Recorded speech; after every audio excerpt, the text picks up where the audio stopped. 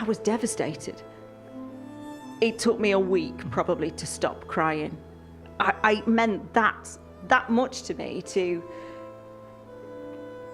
the only thing in my career that I've not achieved that was on my hit list.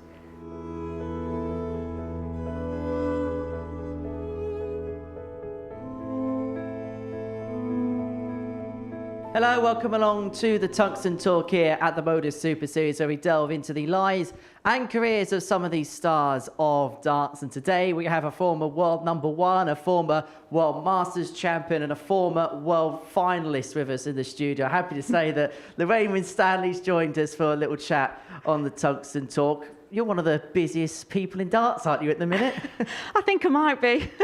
Everything I'm doing is just keeping me so busy at the moment, but I'm loving every minute. So kind of in terms of like the playing side of it, how much you've been able to kind of dedicate to that in recent times? I'm committed to the PDC Women's Series, and at the moment that's all I'm playing in. And of course, I'm always going to say yes when I'm invited down here. So that is what I'm just concentrating on at the moment, because I haven't got time to fully commit to doing the WDF circuit or doing the ADC, and I don't think it's good to do bits of things. If you're going to do it, you do it wholeheartedly. So yeah, I'm committed to the PDC Women's Series, and like I say, I'm so glad to be back here again. First time you've been here at the Super Series, what's your previous experience? How have you found your previous couple of times down here? First time I thought, what is this all about? It took a little time to find my feet.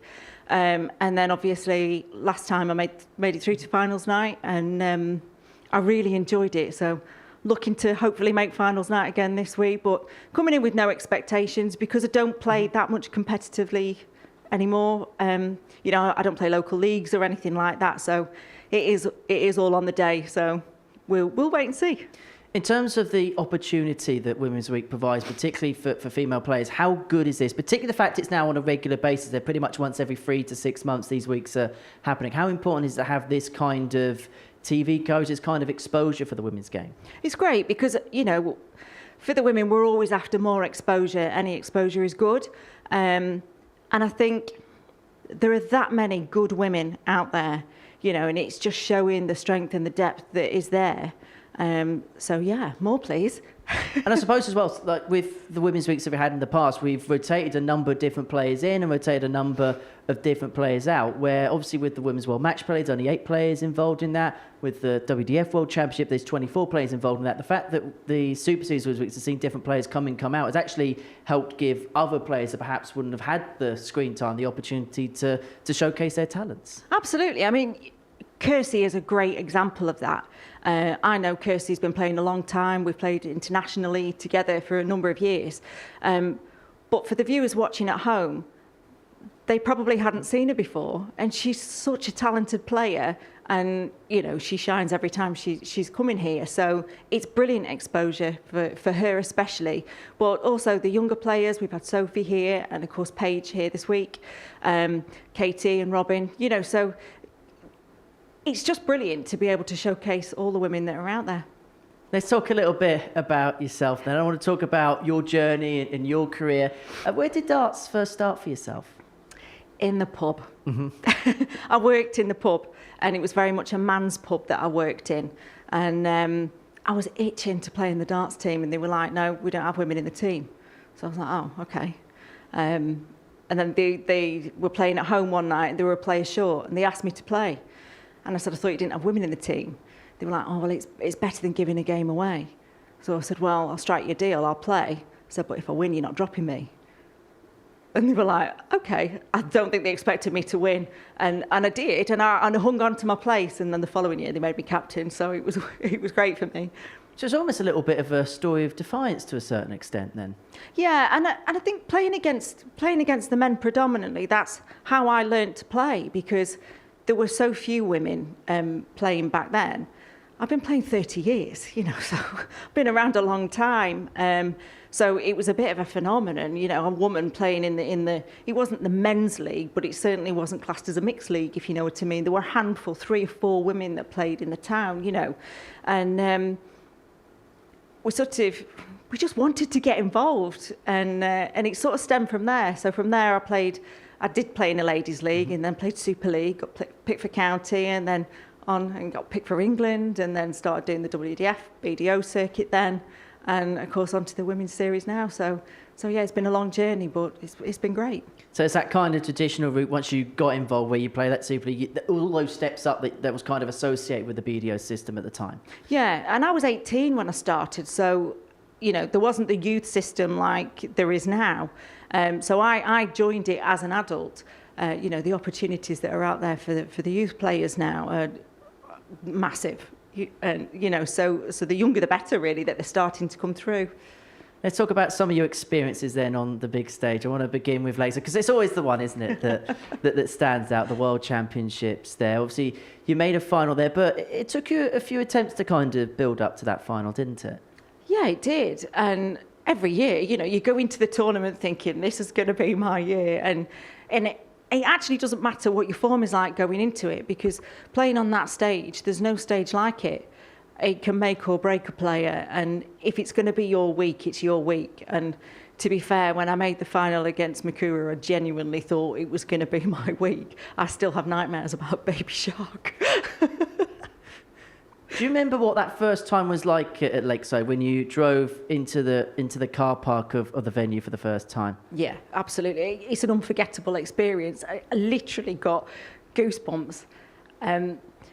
Because it's funny, really, because I'd seen Trina play on what little TV coverage there was. And I remember watching the game, and I was just in the pub at the time thinking, I can do that. I'm going to play there one day. And then, so to actually drive through the gates there, it was just such a surreal feeling. And you walk in the doors, and of course you go in and it's empty. And you think, oh, it's tiny. But then when the place is packed, you think, oh, it's the biggest crowd you've ever played in front of, So, yeah, an unforgettable experience. But I have to say, I still got that experience every time I drove through the gates. Year after year, it was almost like you're coming home. Weird feeling, but it's a feeling that is just brilliant. Let's talk about the real successful part of your career between that 2017 and 2019, and particularly the major that you picked up at the World Masters. That was in Bridlington, wasn't it, that particular event? Just tell us some of your memories from that particular time. I remember how heavy the trophy was. I know that. Is it as heavy as what everybody makes it out to be? Honestly, it was handed to me and I was like, oh my God. And they're like, lift it up. I'm trying. It was so heavy, such a beautiful trophy. And to be honest, I have the memory of a goldfish, and I don't lie to anybody about that. And it's a shame, really, because you do sort of forget things along the way. But standing and hearing them say, game shot in the match, it was a bit like, oh my God, I've just won. It was weird, but such a brilliant feeling. Is it one of those weird things as well? Because I can imagine that you have that dream of what would it be like when it happens? What would it be like when it happens? And I suppose you kind of, everybody has that preconception, don't they, in that mind? Is it almost when it happens, like you don't actually believe it's happened type thing? Yeah, and you don't know what to do when it happens. It was, you just sort of left on the stage with the trophy, and it was like, I don't know where to look, what to do. I'm so excited. You want to scream, but it's like, okay, I don't know what to do. But honestly, that is probably one of the highlights of my career. It really is. And then when that World Masters was won, then you were elevating yourself to things like world number one. You're really moving in the right direction. When you won that initial trophy, did you think that was going to be almost the opening of the floodgates, the first of maybe not many, but first of a few titles in your career? Well, like I touched on before, I think I'm going to win everything that I enter, because otherwise there's no point in playing. So it had been a long time coming, but I had won a lot of titles, although they're not been major. Every title is major in my mind. A title is a title.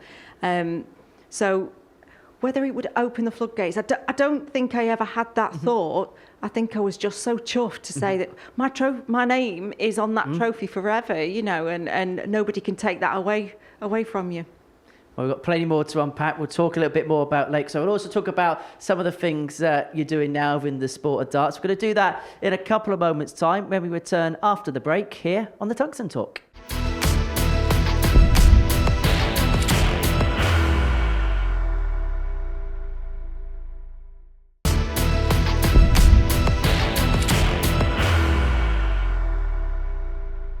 Welcome back to the second part of this week's Tungsten Talk at the MODUS Super Series. We have Lorraine Winstanley with us here in the studio.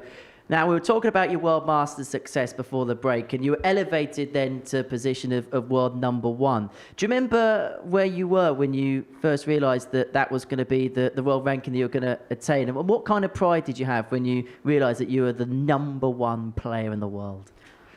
I wasn't looking at the rankings, and to be brutally honest, being world number one was never on my hit list.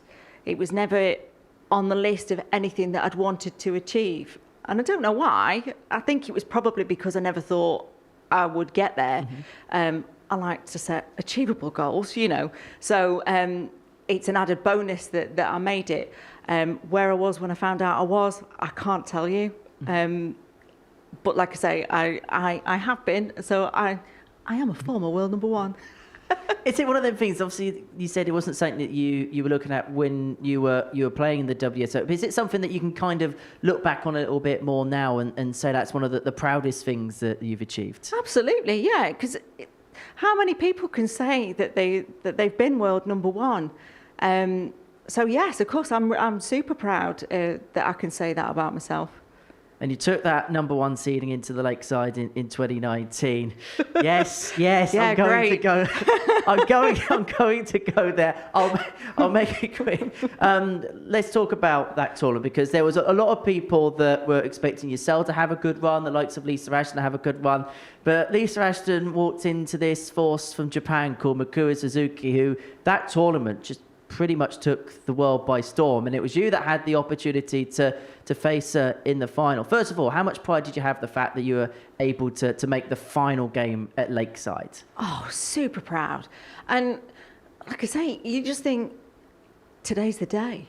My time has finally come. Because actually on paper, when you look at the stats going into that final, Mikuru and myself were very closely matched. There wasn't a lot in it. She was fractionally perhaps a higher average, but there was nothing in it really. And I thought, well, you know, if we can raise the game here, you've got nothing to lose. You've made the final. And she just raised the bar, and I didn't play badly. She just played so much better. I actually really wanted her to hit the 9, because she went on for the 9 darter, because I thought, hit the 9, get it out your system, you'll fall to bits, and I'll just swoop in and lift the trophy, you know. But none of that happened.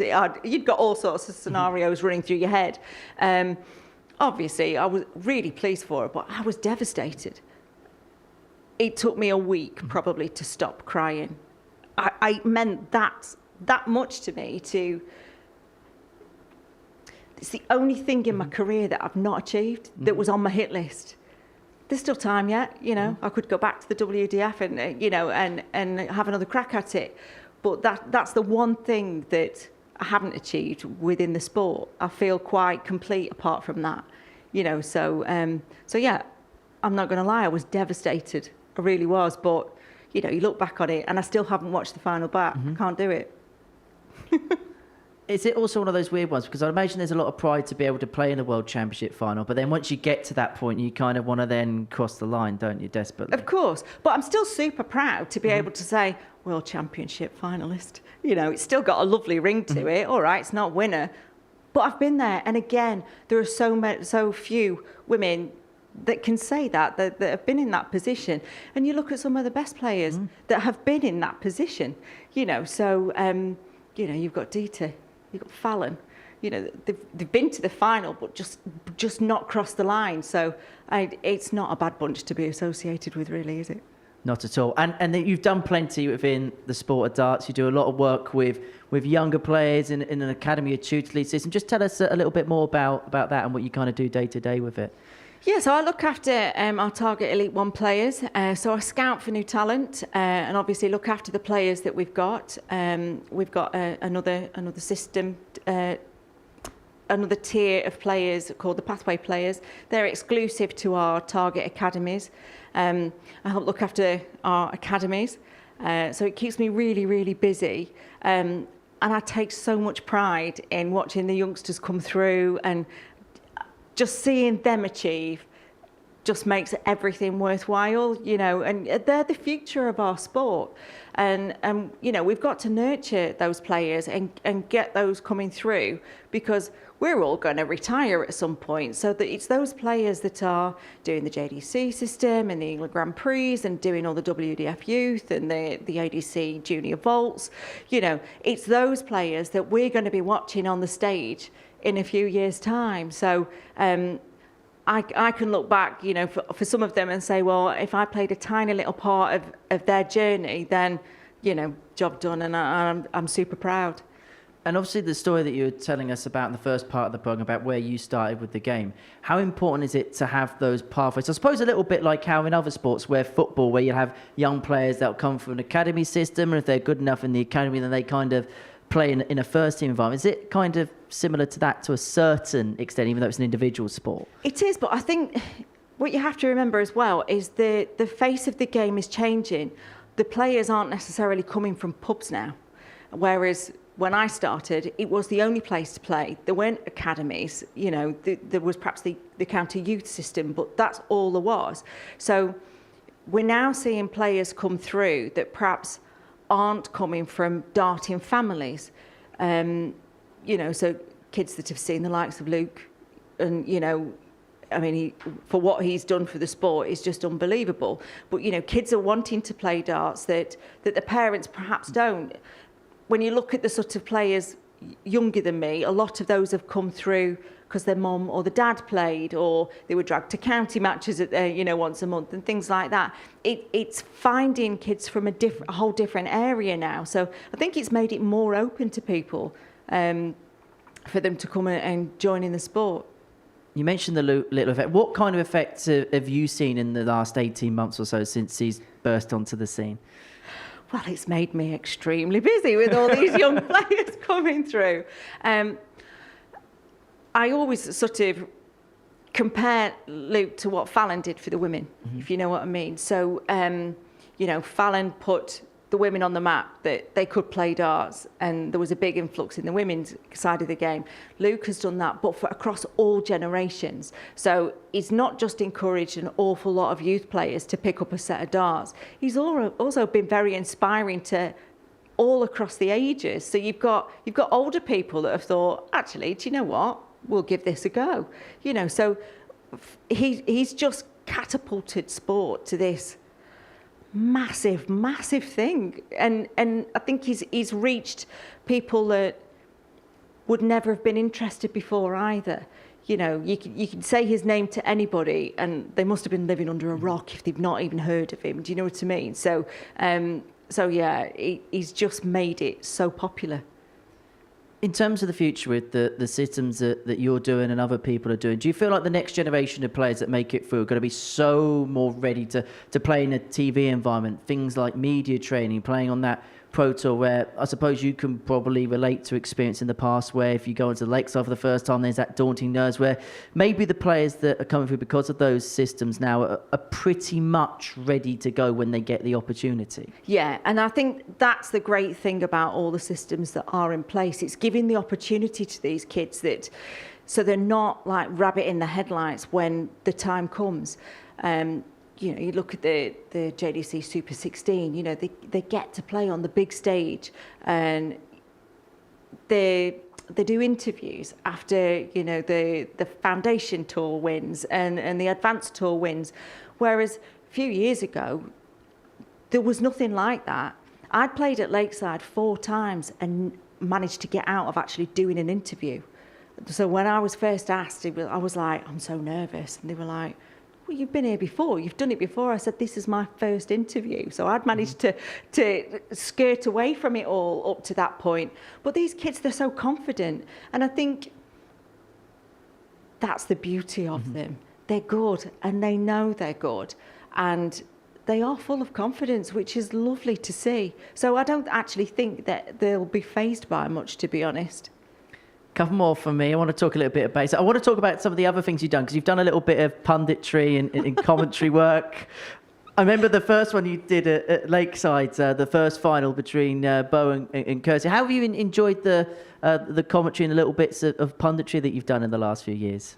I love it. I'm probably rubbish at it, but I'm having a great time, so I'm not bothered, you know, what people think.